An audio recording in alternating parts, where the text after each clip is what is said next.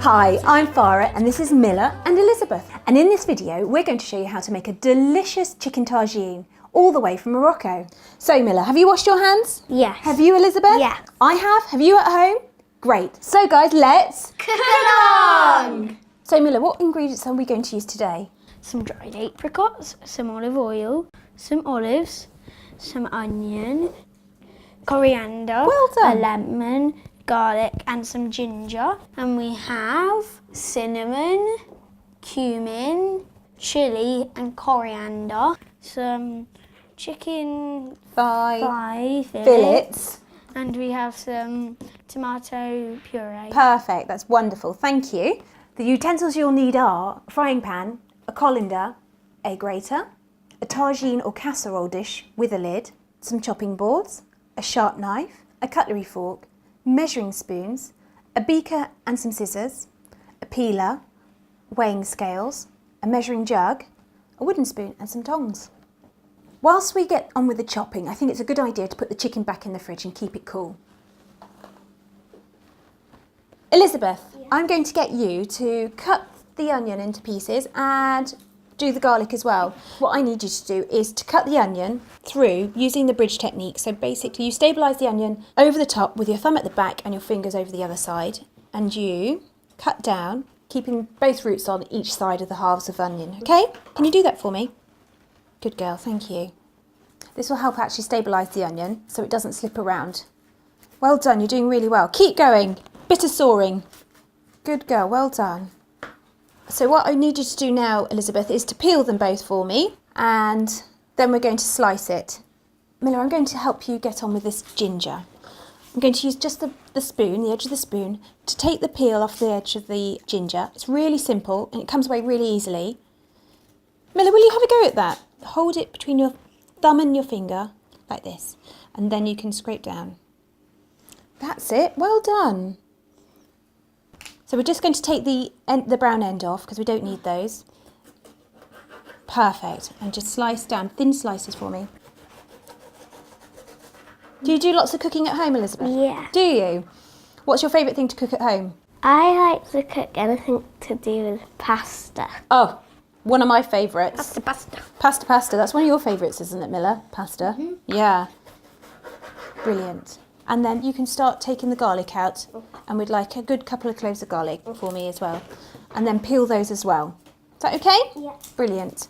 So Miller, let's move all this out of the way so we've got some space to grate. Which side am I going to grate it on? A good question. I think this one's a really nice one actually. Use your left hand to hold the grater down and your right hand or your writing hand to do a one motion down. Stops your fingers from getting caught if you go up and down too quickly. That's it, brilliant.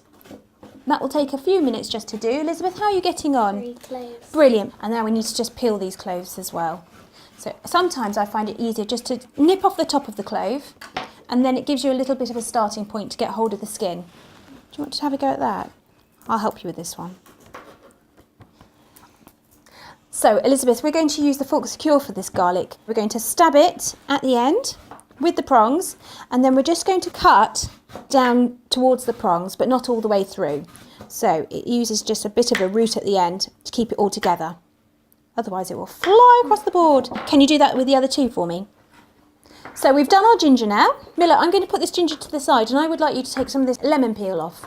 Do you know how to peel? You can see that I'm pushing down using my thumb to lever at the bottom, and do one motion from top to bottom. And there we go. Well done, Elizabeth, thank you. Do mind your fingers and mind the palms of your hands. Brilliant. So we've done all our chopping and preparing now. We're going to actually just wash the coriander quickly. Miller, can you do that for me? Grab the coriander and we're going to give it a wash in the sink.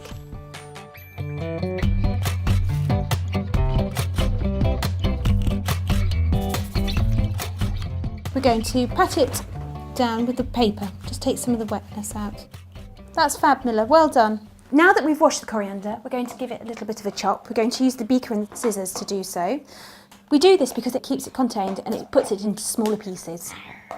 Well done, Miller. I'll let you carry that on. Is that okay?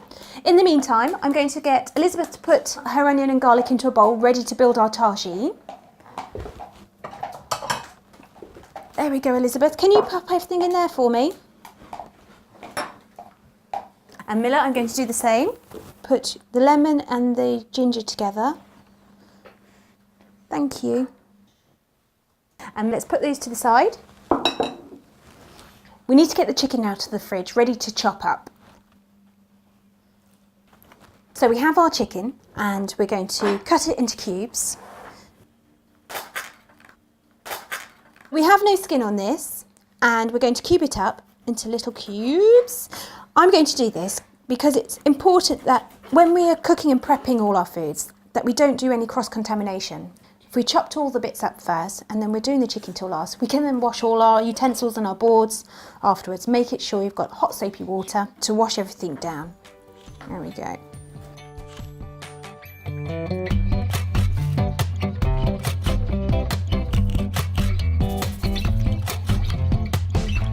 We're going to get ready our olives and our apricots and our spices. Miller, can we get you to do the spices? And Elizabeth, I'm going to get you to do the olive and apricots. Fab. There's your olives. There's your apricots. We need the weighing scales for these. Miller, I need a teaspoon for the cumin, the coriander and the cinnamon, and just a 1/4 teaspoon, the littler one, of the chilli. Can you give me nice little piles so we can see all the different colours? Is that okay? Yes, ma'am. Thank you. And Elizabeth, we're going to switch on our weighing scales onto a 0. And we need 150 grams of apricots, please. Miller, I'll show you an easy way of doing it.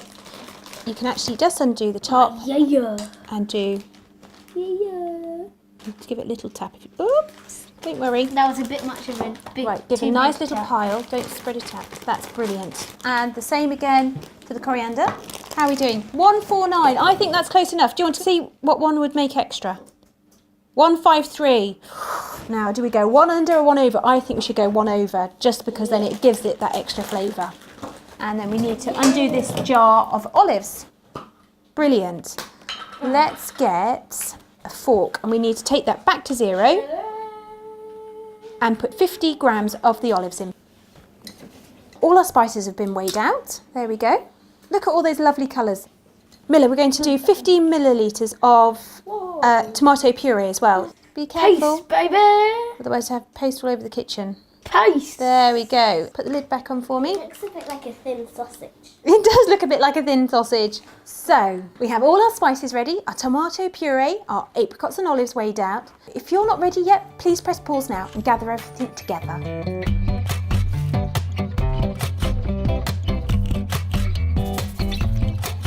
We've got everything prepared. We're going to preheat the oven. We're going to turn the hob on to a really high heat. There we go. Make sure there's an adult near you. In the meantime, we need 2 tablespoons of olive oil and tip it into the pan. This will coat the chicken. There's 1 and 2. Once the oil's heated up, the chicken will pop in and it will start to sizzle. That's how you know that the oil's hot enough. And we're going to batch cook the chicken just so that we make sure everything's thoroughly coated and sealed.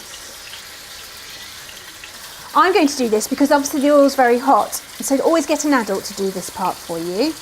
Also make sure that everything is thoroughly sealed, and this will take a little while to get through the chicken, so do press pause now and we'll see you in a moment.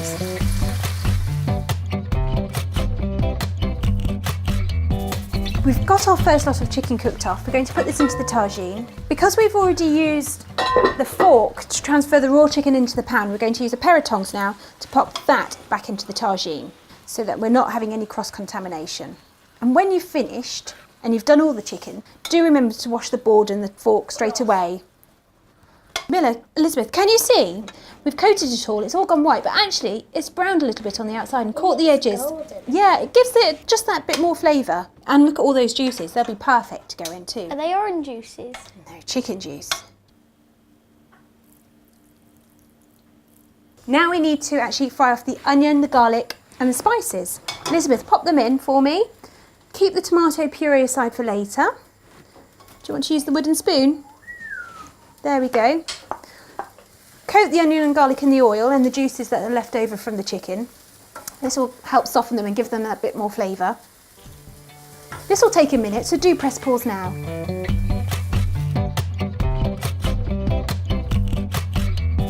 Elizabeth is softening all the onions and garlic. Miller, I'm going to pass you the spices and then you can help Elizabeth add these to them. It's good teamwork. Elizabeth, will you knock them in with the edge of your spoon for me? There we go.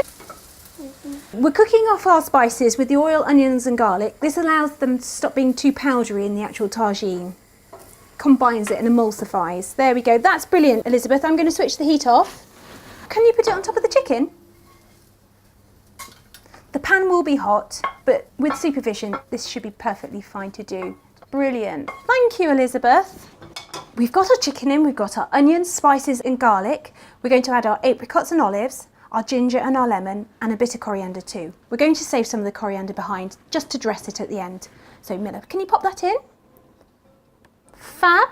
And then put the next bowl with the lemon and the ginger in. It's an absolute feast for the eyes because you've got so many different colours. And what are we going to add next? A handful of the Green. Coriander, which is a great green colour. Put a handful in, Miller, please, for me. Pop it, sprinkle it all over. That's brilliant. We've got some for later. Thank you. Mwah. Now we're going to do quite a chefy trick here. We're going to put the hob back on again. And this time we're going to put in 500 ml of water into the pan. So this is called deglazing. It's great when you've had any meat in there or any flavourings that might have come out of the vegetables also. And the spices. Well done. And then we're going to add our tomato paste in afterwards, and it allows the tomato and the water to combine before we pour it on top of the tagine. Thank you, Elizabeth. So this is the main liquid of our tagine today. Right, there we go, Elizabeth. If you want to pop in the tomato puree, a few spices in there as well, that won't hurt. And we'll let the tomato puree melt in the water. Let's give that a bit of a mix. There we go. Because this is going to be very hot water, I'm going to pour it into the tagine now. So here we are. Wow. It looks like a very thin soup. It does look like and it is a very thin soup almost. It's a very basic broth. Bravo. Bravo, bravo. There we go. Wow. Wow, indeed. All the ingredients are in the tagine, ready to cook. Shall we pop it in the oven for an hour?